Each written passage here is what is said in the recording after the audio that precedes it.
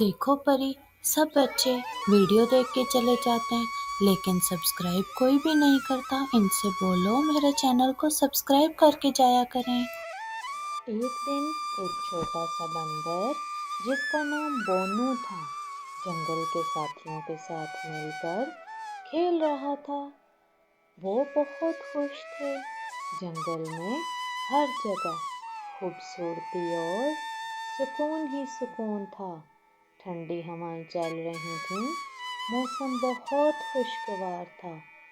سب دوست بہت اچھے طریقے سے کھیل رہے تھے اور ایک دوسرے کو اپنی زندگی کی دلچسپ کہانیاں اور محنت کے قصے سنا رہے تھے۔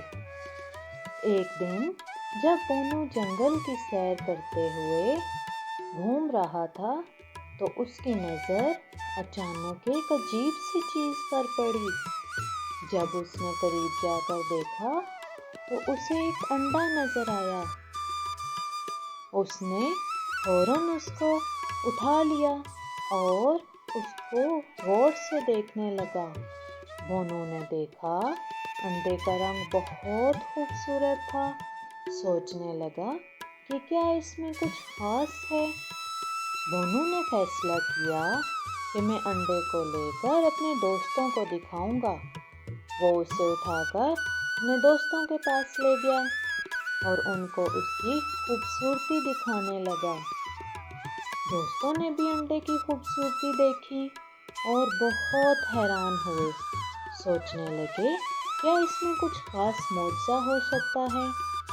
اچانک انڈے کے سر سے ایک چھوٹا سا بچہ نکلا جس کا رنگ بھی انڈے کی طرح ہی تھا۔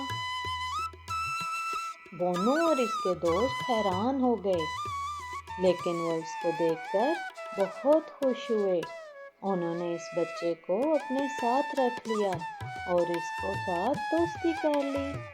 بچہ آہستہ آہستہ بڑا ہو گیا اور سب مل کر کھیلنے لگے۔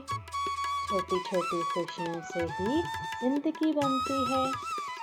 بونو اور اس کے دوستوں نے انڈے کی کہانی کو اپنے دوستوں کے ساتھ شیئر کیا اور انہیں بتایا کبھی کبھار زندگی میں معجزے بھی ہوتے ہیں۔